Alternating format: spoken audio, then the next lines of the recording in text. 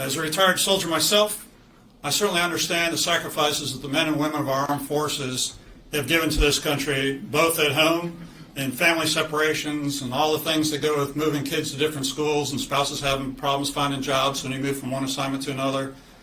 From at home to overseas, many of the folks here have served in combat honorably, and even in addition to combat, just serving overseas, going to new lands, the Republic of South Korea, Germany, places, having to fit into new cultures, having family adjustments.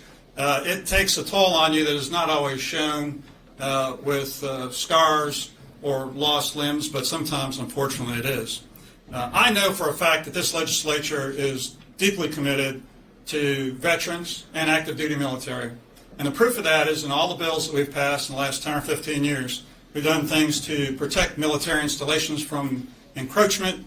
We have made it easier for spouses to transfer licenses from one state to another so that when spouses do come into Fort Bragg or Camp Lejeune or wherever, it's easier to find a job. So we have done quite a bit for our active duty military, our bases, and our veterans. The one thing that we have not yet done is this bill. We have not yet passed this bill to exempt military retired pay from state income tax.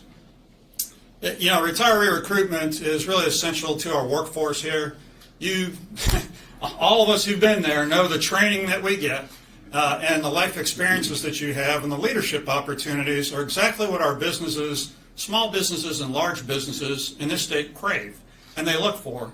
And not surprisingly, sometimes it's hard for them to fill those jobs. We also have a vibrant defense industry that is not only the soldiers themselves at places like Fort Bragg, but we have multiple companies that service the military in manufacturing and services and other things. Military retirees are highly sought after for those jobs. Then you have to look at what goes on in the mind of someone when they're about to retire. Where should I go? I went through this myself. The only thing that kept me in North Carolina was, remember, my family had a major medical emergency and I had to spend another 2 years here. And by that time, I'd grown roots, church, found a job and things. Otherwise, I would not have stayed. That happens to a lot of folks. Living around Fort Bragg, I hear people all the time say, we would stay here but for, and the but for is the but for you're going to tax my military retirement pay. So Larry Coleman, the executive director of the North Carolina National Guard Association, recently wrote an article. I'm going to read a little bit from it because it really encapsulates what I'm trying to say. And he says, on average, military retirees are under 50 years of age with over 20 years of work history and a desire to start a second career. This type of employee profile is exactly what's needed to fill civilian or contractor positions within North Carolina's military and defense sector. And since military retirees have a choice about where they retire and draw their military pensions, as the number of states that exempt military retirement pay from state income taxes increase, North Carolina will be at a clear disadvantage, end quote.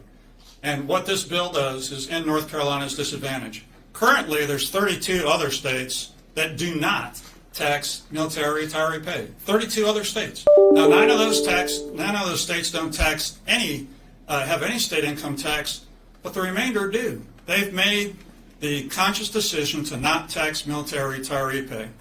And one might ask, well, what does this cost, or what about the reduced revenues that come to the state as a result of this bill passing?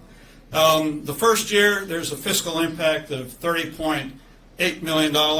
The second year, there's a fiscal impact of $34.9 million, which is interesting. But numerous studies have been conducted which show that within a few years, if you retain 1,500 to 2,000 more military retirees, that the economic activity generated by them and the taxes paid by them on their new jobs, their new income, the new business that they start, it more than makes up for that.